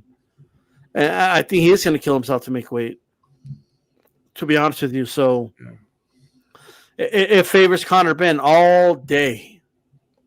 And just one quick point on this is, in the words of the great G-Funk the boss, the welterweight division continues to be a dumpster juice division. It's like, why can't Conor Benn get fights within 147, and why can't these guys handle business? I'm an optimist. I think Crawford versus Spence will happen, but it's still a locked division because who are these young lions? They're not going to fight each other, it looks like. And then who are they going to fight to clout chase off of, since it looks like Danny Garcia is moving up and Keith Thurman's not going to be there? They're just going to pick on Urdinas Ugas possibly. It continues to be a dumpster juice division, and this adds to this, to where a guy with a big name at 147 can't get the fight at 147, so he's got to fight a catchweight novelty fight at 156. And I understand this is a big fight over in the UK, but what does this really solve for us boxing fans? Nothing. And 160 continues to be an even more of a dumpster juice division than 147. Yeah, it's horrible. It's horrible. G, what are your thoughts on this match, brother? Oh, well, I mean, now that we know it's not official, but like it was sounding like it was like a go, and it most likely will be. But like the first thing that popped in my head was like, why? Like, why on earth would they do this? I mean, it's just weird. And like, look, Conor Benn is a guy that should be fighting. Calix is right. He should be fighting another welterweight. Like, why go up and fight this weird catchweight against a guy in Chris Eubank that I've never been sold on. I don't know what kind of fan base Eubank has there. I know that his dad and Nigel Benn had a rivalry back in the day. I don't know if those fans have carried over to the Suns or not, but maybe that's what they're trying to capitalize off of here. But Conor Benn was one of those guys that, last year I was kind of excited about at 147, along with Boots Ennis, along with Virgil Ortiz. But recently the moves he's been making have been like, what? And then now this thing is just like, it's just weird to me. Eubank's a guy who, he had a pretty okay style. I think he worked a little bit with the Mayweathers. I think he was kind of emulating that style a little bit early in his career. Now he's got Roy Jones in his corner, and ever since then he's been doing his best Roy Jones impersonation in the ring. I mean, everything he does, he tries to cut his hair like him. He holds his neck out the way that Roy does, with that rooster type style of head movement. It's ridiculous, man. So yeah, I don't know what the hell's going on here. Conor Benn needs to keep his ass at 147. There's a lot of smoke there for him. If he wants to cross the street and have a good fight, hell, you could fight Butayev, who just lost to Stathionis. Stathionis is another guy he could fight. I don't know, man. It's just weird to me. I really don't care for the fight, to be honest with you. And plus, like D-Style said, and I've been consistent with this ever since I've been on YouTube, I don't like catch weights. Want nothing to do with them. Can't stand them. And that's that. Dave, try to make sense of this fight for me, man. I've been trying to make sense of it, because when you look at it here on American soil, I try to wrap my mind around the idea of a promoter telling us that there's nobody else that Big Charlo could fight, so we need to ask Terrence Crawford to meet us halfway, right? We're talking about the middleweight division and the welterweight division. There's no need for that. So when I inquired into the UK rivalry between their fathers, I'm like, okay, well, now it makes sense. It's just a money grab. But how's this going to work out for Eubanks, who's fought as high as 168 pounds, who's doing his best impression, like you guys said, of Roy Davis Jr. nowadays? I'm going to be surprised if he breaks the trend. And unlike Amir Khan, who got annihilated by Canelo Alvarez, and Kell Brook, who got his eye socket broken by Gennady Golovkin, I'm going to be surprised if the young Conor Benn knocks out Chris Eubanks Jr., because it's going to make an immediate statement that this guy is not only a player at welterweight, but he might as well be at 154 pounds. He could potentially be the next, junior middleweight star. Yeah. I agree with D-Style. The catch weights tend to favor the lighter guys. But the thing is this, 156 is closer to 160 than it is 147. So that's like, it's a 9-pound jump for Ben. And it's going to be a 4-pound decrease for Eubank, but like you said, he was fought as high as 168, so it's probably going to be harder for him, and he's probably going to be at more of the disadvantage. But I don't know. I mean, I try to go back and forth with this, and Ben, I'd love to see him fight like a Cavalusis or David Avanesian. Obviously he's not going to go near Boots Ennis or Virgil Ortiz just yet, but Virgil Ortiz and Boots Ennis aren't going to probably go near each other either. So like Kalik said, this is going to be another stalemate at welterweight. These guys are just not going to fight each other. After we get Crawford versus Spence, we're going to be right back where we started. All these young guns, they're not going to want to fight each other. They're going to be holding out. Beeb, there's another welterweight that just popped into my head. I think he fought on the undercard of the Canelo Bivol, and his name was Cody Crowley. I know I'm gonna butcher it, but Shakram Giasov, I think his name is. Okay. Yeah, that's pretty good. good.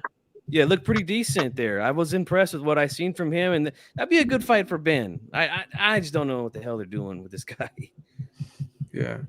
Speaking of divisions that haven't reached their full potential, another one of those divisions is 135, and to add more fuel to the fire in that division, Floyd Mayweather came out and said that Devin Haney and Shakur Stevenson should fight each other instead of fighting Tank, and catching a lot of heat for those statements. I'm going to start with you, D-Style. What are your thoughts on those statements? On what statements again? How Floyd Mayweather has said that Shakur Stevenson and Devin Haney should fight each other instead of fighting Tank. Let me tell you something. Have you guys seen that viral video of that girl that was telling people to leave Britney alone? Have you seen that one? Leave Britney alone! Like, all this other shit. This dude sound like a bitch out here. I'm sorry. That's what he's sounding like right now. Floyd Mayweather's running around telling these. It's not the first time, by the way. He told Lomachenko to leave him alone. Tank's too young. We're going to wait till you get old. Okay? Like, that's pretty much what he did. All right? They didn't want him to fight Lomachenko. They didn't want him to fight. Now he doesn't want him to fight Haney and Shakur. They didn't want him to fight any of these dudes. Floyd Mayweather Jr. is running around ruining this guy's career. That's what he's doing. I have a theory. I think Floyd, there's some jealousy that he has towards Tank. Hear me out.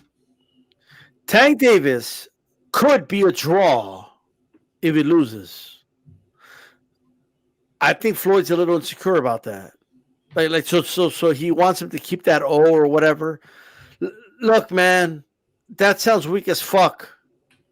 It sounds weak as fuck to be saying, you guys are with Top Rank, so you guys should fight each other and just not worry about Tank. Don't even think about Tank. Leave Tank alone. Don't think about him. Stop asking to fight him. We're going to put him in in-house fights. You're out of in-house fights. What are you going to do, a Raleigh rematch? Is that what we're getting? A rematch with Raleigh? Well, what's going on here? Like, there's nothing left for Mayweather Promotions, a big promotional company that isn't really a promotional company. All right? They don't do events like Matchroom does and Top Rank does. They don't. Okay, they do like 3-4 events a year. It's not a promotional company. All right? They promote Tank Davis, right? They promote Tank Davis events. And they promote Tank Davis events the way they used to promote like the Backstreet Boys. It was a big event. Everybody showed up, screaming fans that defended them no matter what, right? Like you tell Tank Davis fans that hey, he hasn't proven anything. He's not there yet. Oh no, Tank could beat all those guys. He don't need to do it because we already know he could do it, right? That's how the girls used to talk about the little teenage chicks. The way they would talk about the Backstreet Boys.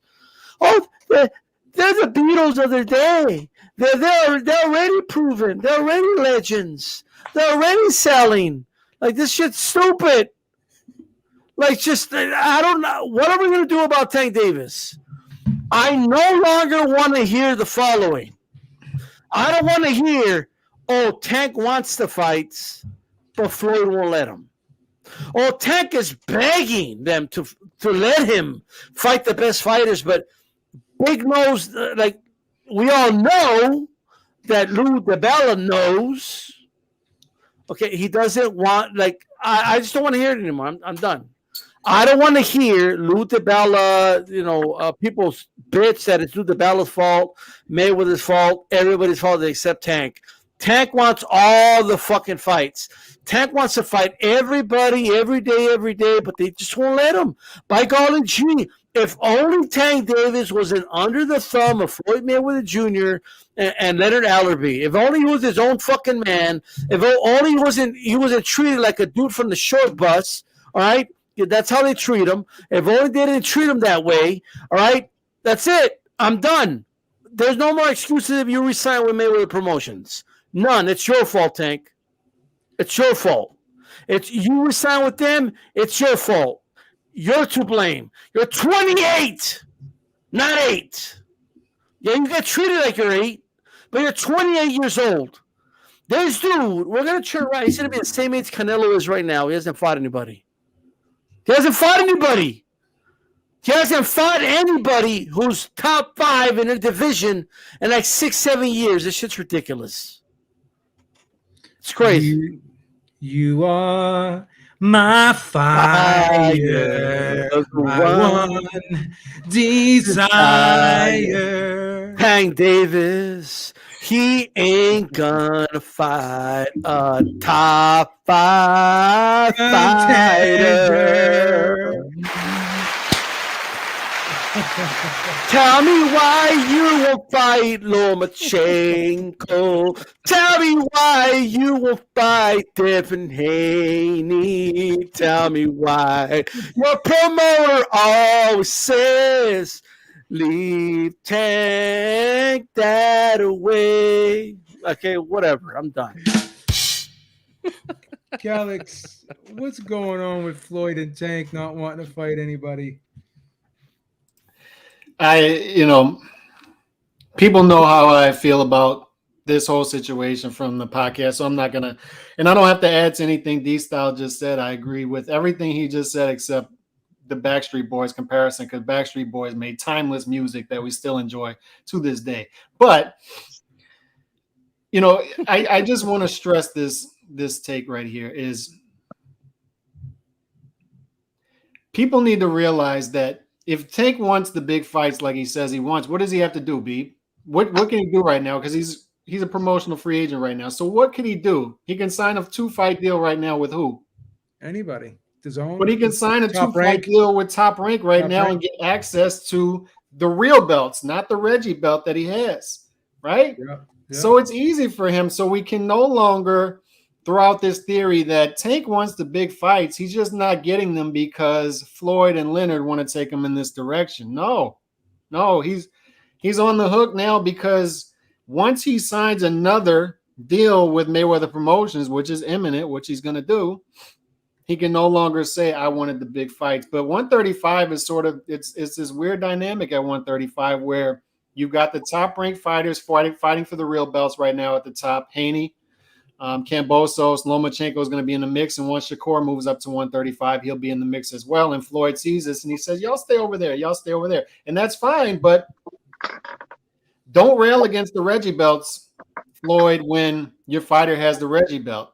Don't rail against all the belts in boxing when you're calling your fighter a 3-division champ when he's really only a 1-division champ, if we're being honest. And right now, he's not a lightweight champ. So put up or shut up. Go for the real belts or get off the pot. But it's a weird dynamic where you have the top-ranked fighters fighting at the top, and then you've got Tank Davis, Ryan Garcia, the crossover stars who seem to be on a collision course, but they're going to milk this fight, fight guys either on the lower end of the top 10 or right outside the top 10 until they eventually fight each other. And that's what we got at 135. But Tank continues to underwhelm for me, and I'm not surprised by Floyd's comments at all because this is consistent with what he's been saying for years. They're going to keep the money in-house. Good luck with that. But tell me why you resign with Mayweather Promotions. Tell me why. I don't know why. Why you want No, it it's an that easy question to way? answer though, because D-Style, he's going to continue to do what fighters like to do. He's going to call out. We just saw Teofimo move up to 140 to fight Pedro Camp. And fine, you want to take a light fight after that, but don't go on Twitter saying you wanted this fight and that fight and that fight, and it didn't happen. So this is what fighters do. They go on Twitter and say they want these big fights. And this is no disrespect to Teofimo because he's done great things in the past. I don't mean to make that comparison. All I'm saying is they say they want the big fights, and then they sign these contracts where it's easy for them to get 5-6 million up front, and they don't have to do any great promotional work in the process, and they don't have to fight great B-sides as well. And that's what Tank's doing right now. It's easy for him. It's easy for him. He doesn't have to step up. He's on the gravy train. But tell me why he wants it that way. Why does he want it that way, though?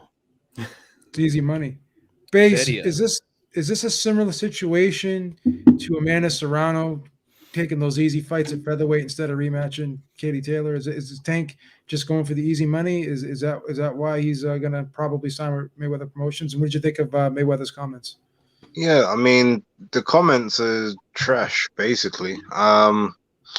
Like, ultimately, we know that Tank is on an island somewhere on his own at this point. He's not interested in fighting any of the other guys. We've seen it now.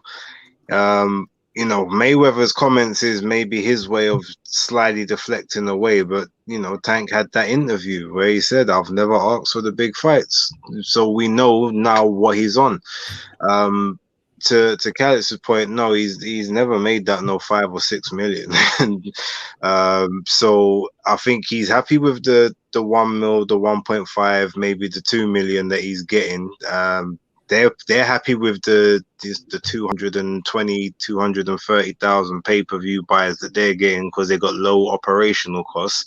They're making a profit for the organization to some degree, and they're not having to put him in jeopardy of potentially losing his O and his quote unquote cash cow status that they believe he's got. I mean, I'm over Tank, to be honest. You know, like the one right thing that Mayweather did say is, yeah, you know, both Devin and Shakur right now are on Top Rank. So we know that when Shakur does finally go up to 135, that fight, well, actually, no, to be honest, that fight may not happen because I know Devin's not long for 135. 140 is calling him, but the fight will happen at 140 at some point. So, but we know, and you know, on the Top Rank side, more time than not, you're gonna end up fighting your contemporaries. There isn't gonna be too much marinations and ducking. So, as long as all of the relevant people stay on ESPN and Top Rank, we'll get the fights we need, and Tank can stay, you know, fighting people on the short bus. Yeah. G, what are your thoughts on Mayweather's comments? Well, I'll say this first. I'm glad that this topic is brought up on your channel, Beep, because Tank Davis is officially banned from my channel after his fight with Raleigh. I just like Chavez Jr., just like I did with Chavez Jr. in the past. I don't talk about him on my channel. Tank gets the same treatment until this guy grows some fucking balls and fights somebody. All right. Now, look, I'll say this. Has he re-signed with Mayweather, or is it officially, or has he not done it yet? Does anybody know? Or it looks that way. It looks like he's going to. He's kind of indicating that he will. Well, I'll say this. Look, I like to protect the fighters. Like I truly believe that the fighters want to fight because this is their job, you know. But in this case, we know his promoter has put it out there. We're not making anybody else great. Let me see if I can do my Mayweather impression. You know, we ain't gonna make nobody else great. You know, we got plenty of in-house fights here. You know, we PBC Mayweather Pros, we same thing. You know, like, so I mean, he's already put it out there that you're gonna stay in shallow water. You're not gonna go to the deep end with the big boys in any of these divisions. All right. So I'll have to question Tank's heart if he does officially sign again with Mayweather, because he knows damn well if he doesn't sign with Floyd, everybody's going to be calling him out like this. Tank, come out to play. They're gonna be ready for that boy. All right. So I want to see what he does, man. But yeah, it would suck big time if he does re-sign with Mayweather, because I want to see Tank in these fights. I want to know how good the kid is. I don't know, and I'm getting to the point now where I can't even call him a kid anymore because he's approaching 30 and he hasn't fought anybody. So hopefully he grows some nuts and takes some of these fights and leaves Mayweather. Thank you, D-Style. He says, tell me why signing with Mayweather Promotions was a mistake. Tell me why you want to hear me say I'm fighting Raleigh instead of the best. It's too early in the morning for this.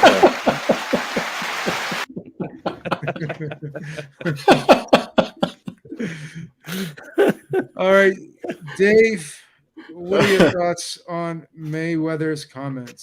The power of super chats. You know, to They be, can make I think, Gervonta and Ryan I find themselves in the same shoes. I'm concerned about both of them, whether or not they genuinely are chasing greatness in the sport of boxing, or if they're content just being the cash cows of the lightweight division, because that's what it appears to me. They're very both adept at using social media and using their promoters. They, call out these fantasy fights. I'm going to fight this guy. I'm going to fight that guy. But at the end of the day, we see them fighting lower tier opposition at lightweight. And maybe they're just content with that. Maybe that's all it's going to be for them, for both of those guys. Recently, Oscar De La Hoya said that there's no way that he can work with Showtime and PBC to hammer out that Jaime Munguia middleweight fight with Charlo. So why would I ever believe that he has the best interest of Ryan Garcia to make a fight between him and Tank Davis? Even those two guys are probably never going to fight each other. So I need to see something from them personally, like that they really are chasing some legacy in the sport of boxing. Because I think with like Ryan Garcia, he could easily walk away tomorrow and go full blast Hollywood with his Hollywood career. Gotcha.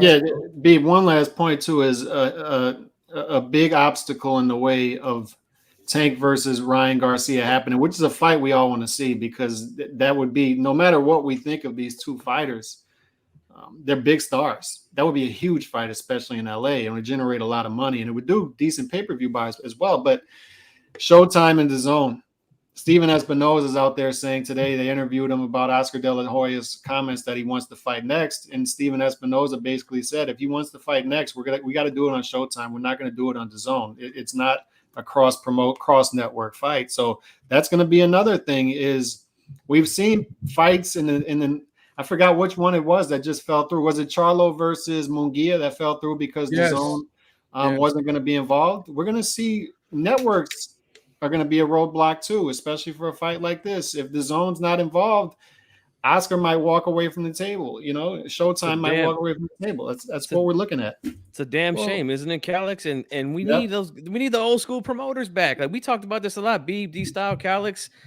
Arum, and King hated each other, but they put that shit aside to make some fucking money, and they made some of the biggest fights in the history of boxing. Man, these promoters need to grow a pair of nuts, man, for real.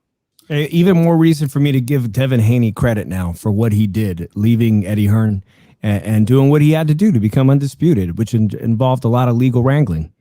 Well, that's the one good thing I do like about Eddie Hearn is if he can't provide the payday or the opportunity for the fighter, he says, go ahead and go where you can get it. He did it with Devin Haney. Joshua. He did it with Canelo too. He's like, go if you have to get on, if the only way you can get undisputed is go fight on PBC, then go do it on PBC. You want to come back, you can come back.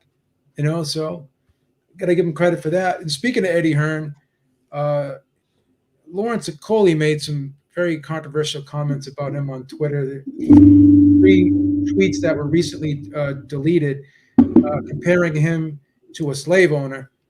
So obviously we know that Lawrence Okolie is going to be going with Sky right now. And, he's leaving Matchroom. He's got one fight left with Matchroom. So I don't know why he's coming out and trashing Matchroom and Eddie Hearn now.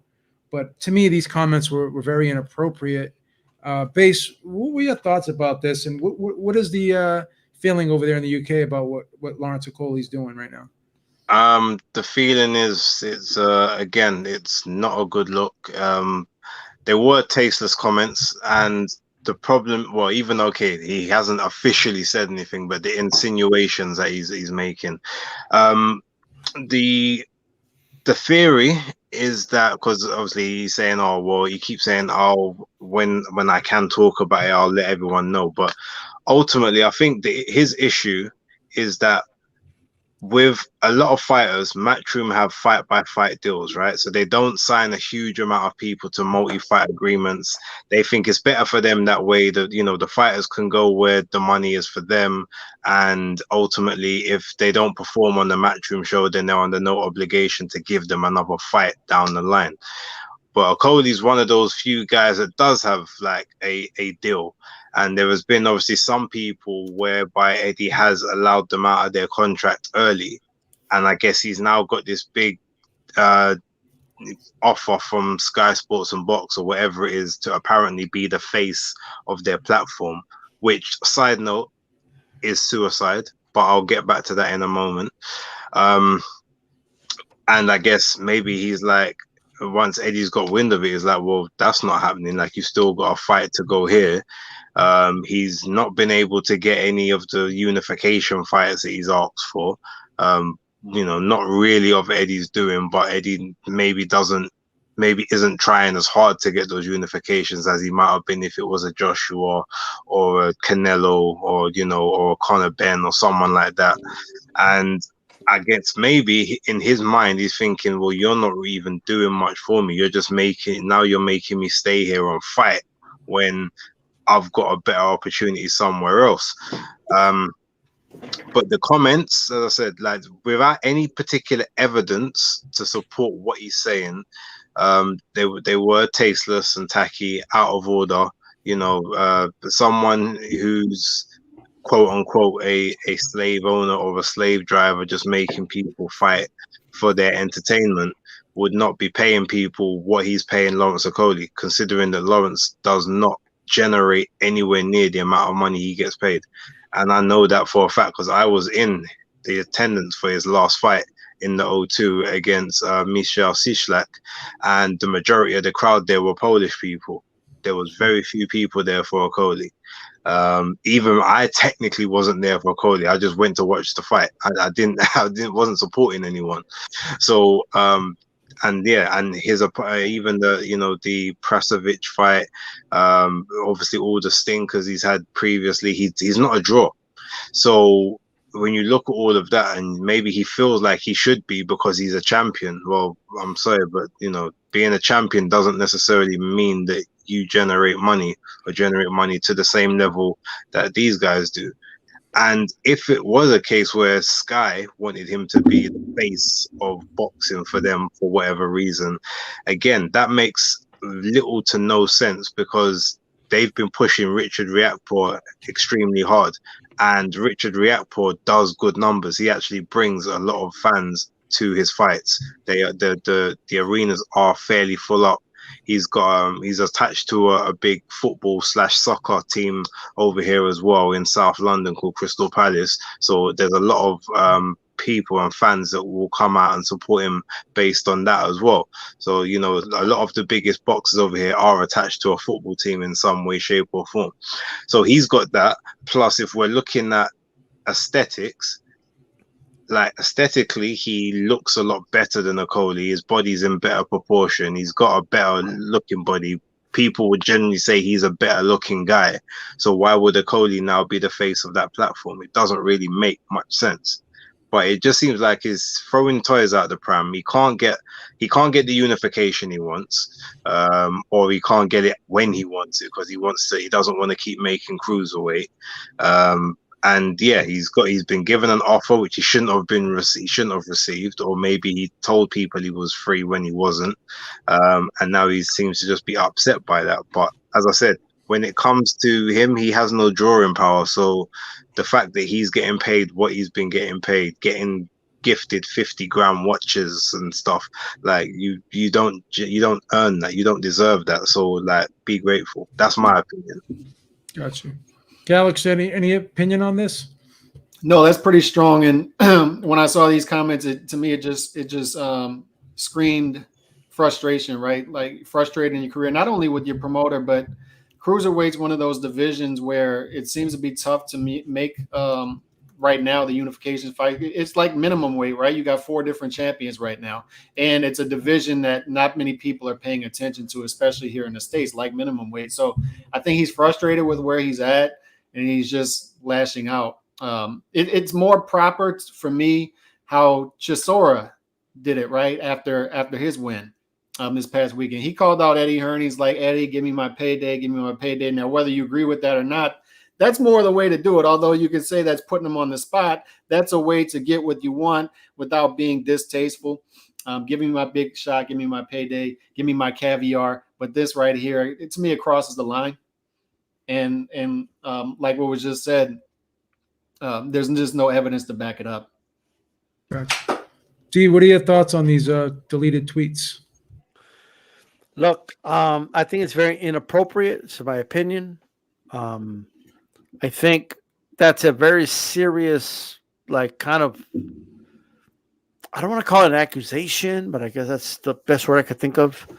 At the end of the day, just because you're not happy with what a promoter's doing for you, and you have every right to be, if you don't think a promoter's doing the best possible job they're doing for you, okay, whatever, but there's no need to go that far. There's no need to bring up, oh, he's a slave driver.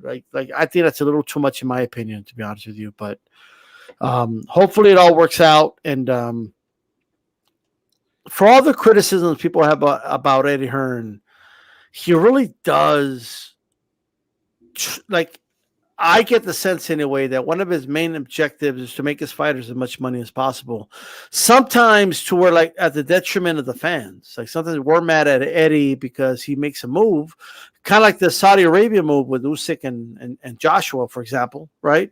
We don't like it, you know, but he does it because he knows that's going to make money for his fighter, you know. So I'm not like, look, there's one thing slave owners didn't do was try to make their slaves as much money as possible. Like, that wasn't a thing, right? And I do think Eddie does try to make his fighters as much money as possible. Look, everyone has a batting average. Sometimes they strike out, sometimes they don't. But for what it's worth, I do think Eddie does try to get his fighters paid. I agree. G, what are your thoughts on this situation? Look, I'll be short and sweet on this one. Obviously, Okolie was out of line with what he said, comparing Hearn to a slave owner. I mean, last I checked, when you study history, slave owners didn't pay the quote unquote slaves. You know, like, he's calling himself a slave. Like, that's just insane. You know, like, it's crazy. I think everybody else kind of hit the nail on the head. Is that, look, cruiserweight is one of those divisions where it's not hot right now. You know, there's not a lot of big fights, not a lot of big names, so you can't expect to make the kind of money that you're looking for if there's no demand. You know, so definitely out of line. And look, if you really think that strongly about your promoter, why not get out of the contract and go fight for somebody else? You know, like, it just doesn't make sense, man. So that definitely out of pocket, man. And that's really all I got to say about it. Dave, I don't know if you heard about this, but what are your thoughts on these tweets? Well, I'm hearing it from all you guys, man. It just seemed largely inappropriate, and those are some heavy allegations to make there. It implies way too much. He really needs to think about, you know, where else he can get some big money opportunities if that's what he's interested in. Or, you know, to be honest, let's not kid ourselves. Okolie is a big guy who really should be, if he wants to make money, is move up to heavyweight division. You know, we just saw a guy in Australia go for it and take Bria Brightis as a championship. So, you know, chase a fight there, chase a fight with a different promoter, or even chase Jake Paul at this point. Or Bridgerweight. Oh, forgot about the mighty Bridgerweight. Unless you guys have a thing against kids that save their sister for rabid dogs, but I'm sure you don't. So I think we could all support our move to Bridgerweight. Whoa. Easy.